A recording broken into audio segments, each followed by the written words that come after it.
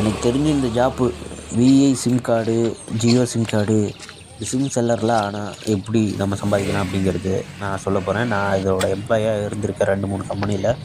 So நான் எல்லா sim கார்டுமே விற்றுருக்கேன். பிஎஸ்என்எல் விற்றுருக்கேன், ஜியோ விற்றுருக்கேன், ஏர்டெல் விற்றுருக்கேன், விஐ விற்றுருக்கேன்.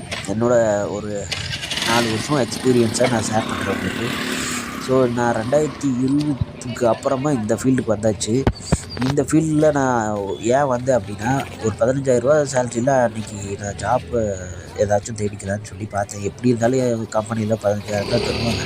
அந்த மாதிரி சில பேர் நான் ஐடி ஜாப்புக்கு போனீங்கனாலே 15,000 தான் எங்கே போனாலும் சேலரி ப்ளஸ் இன்சென்டிவ் எல்லாம் சேர்த்து 15,000லேருந்து 17,000 18,000 தான் கைக்கு வரும் அப்படின்ற மாதிரி போய் ஜாயின் பண்ணுறவங்க. இந்த ஜாப் ஜாயின் பண்ணால் அசால்ட்டாக 25,000லேருந்து 30,000 ஈஸியாக ஜாயின் பண்ணலான்னு எனக்கு தோணுச்சு. ஸோ அதனால் நான் போய் பார்த்தேன். ஸோ நான் ஃபஸ்ட்டு பிஎஸ்என்எல் செலக்ட் பண்ணேன். ஸோ அதை நான் டிஸ்ட்ரிபியூட்டர்கிட்ட ஒர்க் பண்ணதுனால எனக்கு சேலரி எதுவும் கிடைக்கல. ஆனால் விஐயில் ஒர்க் பண்ணிங்க அப்படின்னா வோடஃபோன் பொறுத்த வரைக்கும் நீங்கள் கம்பெனியோட எம்ப்ளாயியாக ஜாயின் பண்ணிட்டீங்கன்னா மட்டும் போதும். நீங்கள் அதாவது சேலரியும் வாங்கலாம். எம்என்பி 100 எம்என்பி தான் கேட்குறாங்க. 90 எம்என்பி மாதம் முடிச்சிங்கன்னா போதும். அது போக ஒரு நாளைக்கு 3 எம்என்பி. அது போக கையில் சிம் கார்டு 10 சிம் கார்டு நீங்கள் எப்படி சேல் பண்ணிடுவீங்க. ஒரு சிம் கார்டு 100 ரூபாய்க்கு சேல் பண்ணிங்கன்னா 70 ரூபா உங்களுக்கு ப்ராஃபிட், 30 ரூபா டிஸ்ட்ரிபியூட்டருக்கு நீங்கள் கட்டுற மாதிரி இருக்கும். ஸோ ஒரு நாளைக்கு 700 அதாவது 15,000 சேலரிக்கு போகிறீங்க. உங்களுக்கு யாராவது கையில் 700 கொடுத்து 15,000க்கு மாதத்துக்கு உங்களை யாராவது ஜாப் தருவாங்களா? தரமாட்டாங்களே. அதுவும் இந்தியாவில் எங்கே வேணாலும் நீங்கள் ஒர்க் பண்ணலாம். அப்படி ஒரு ஜாப் தான். ஆனாலும் டிஸ்ட்ரிபியூட்டர் ஏரியான்னு ஒன்று இருக்குது. ஸோ அந்தந்த ஏரியா டிஸ்ட்ரிபியூட்டர்கிட்ட போய் நீங்கள் ஜாயின் பண்ணிட்டீங்கன்னா தான் அவங்கள அந்த ஏரியாவில் போட விடுவாங்க. அது ஒன்று தான் ட்ராபேக். நீங்கள் தமிழ்நாட்டோட ஐடி வாங்கிட்டு மும்பையில் போய் போட்டிங்க அப்படின்னா, மும்பையில் விட்டுட்டாங்கன்னா பிரச்சனை இல்லை, நீங்கள் சேல் பண்ணலாம். உங்களை யாரும் பண்ண வேணாம்லாம் சொல்ல மாட்டாங்க. அதாவது பண்ண வேணாம்னு சொல்ல மாட்டாங்கன்னு இல்லை, விட்டுட்டா உங்களை யாரும் கேட்க போகிறது இல்லைல்ல. நீங்கள் பாட்டுக்கு சிம்மா அங்கே கூட வைக்கலாம்.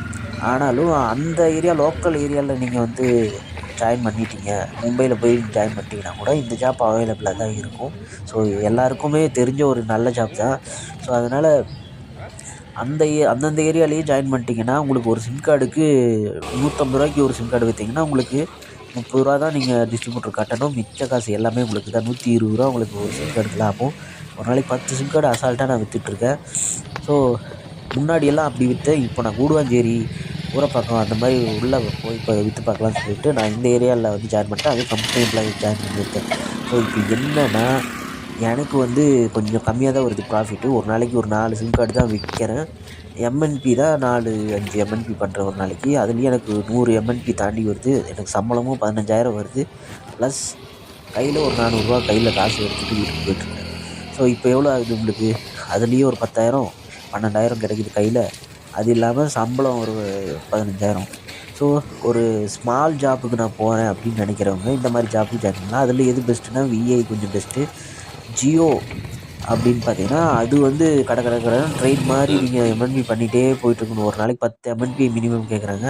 10 பண்ணிட்டீங்கன்னா போதும். ஸோ நான்லாம் 6 தான் பண்ணுவேன். எனக்கு அதுக்கே சம்பளம் வரும். ஆனால் 14,000 தான் வரும். அதுவே 10 ஒரு நாளைக்கு ரெகுலராக 10 பண்ணிவிட்டு அட்டனன்ஸ் ஆஃப் பண்ணிவிட்டு போயிட்டே இருக்கலாம். ஸோ அட்டனன்ஸ் ஆப்லாம் இருக்குது இந்த ஜாப் பொறுத்த வரைக்கும். கொடை கொடுத்துருவாங்க, சேர் கொடுத்துருவாங்க. ஸோ நீங்கள் காலையில் ஒரு 3 மணி நேரம் ஒர்க் பண்ணால் போதும். அதுதான் ஒர்க்கிங் டைமு. காலையில் வந்தீங்கன்னா 8 மணிக்கு ஸ்டால் போட்டிருந்தாங்கன்னா 8 மணிக்கு நீங்கள் கஸ்டமர் வெளியே வரனாச்சும் நீங்கள் இருந்தாகணும். இன்னும் முன்னாடியே போட்டிங்கன்னா உங்களுக்கு தான் லாபம். ஒரு 10 மணி 11 மணி வரைக்கும் நீங்கள் இருந்துட்டு அதுக்கப்புறம் வீட்டுக்கு போயிடலாம். சாயந்தரம் ஒரு 3 மணிக்கு ஸ்டார்ட் பண்ணலாம், இல்லை 4 மணிக்கு ஸ்டார்ட் பண்ணலாம். 4 மணிக்கு ஸ்டார்ட் பண்ணிங்கன்னா உங்களுக்கு இன்னமும் அது ஃபுல் டே ஒர்க் பண்ணிங்கன்னா உங்களுக்கு கண்டிப்பாக 10 சிம் கார்டு 15 சிம் கார்டு உங்களுக்கு விற்ற முடியும் எந்த கம்பெனியாக இருந்தாலும். இப்போல்லாம் ப்ளூடூத் ஹெட்செட் தராங்க எம்என்பி பண்ணுறது. அது கிஃப்டாக தான் தராங்க, நமக்கும் ஃப்ரீயாக தான் தராங்க. நீங்கள் கஸ்டமருக்கு இதை ஃப்ரீயாகவே கொடுத்துடலாம். சில பேர் காசுக்கும் கொடுப்பாங்க. இவங்க ஹெட்செட்டு தராங்க, எம்என்பியும் ஃப்ரீயாக பண்ணி தராங்க, ரீசார்ஜும் ஃப்ரீயாக பண்ணி தராங்க. அதனால் சில பேர் காசே 300 ரூபா வாங்குவாங்க. கொடையை போட்டு 300 ரூபா வாங்குவாங்க. அவங்களாம் டிஸ்ட்ரிபியூட்டர் எம்ப்ளாயாக இருக்கும். அவங்களுக்கு ப்ராஃபிட்டு சம்பளம் கிடையாது. இதுவே கம்பெனி எம்ப்ளாயினா சம்பளமும் தந்து எல்லாமே ஃப்ரீயாகவும் தர்றான். ஸோ கம்பெனி எம்ப்ளாயியாக ஜாயின் பண்ணுறது தான் பெஸ்ட்டு எங்கே போனீங்கனாலும் சரி. ஸோ கம்பெனி எம்ப்ளாயி ஆகிறதுக்கு நீங்கள் கம்பெனியை கான்டாக்ட்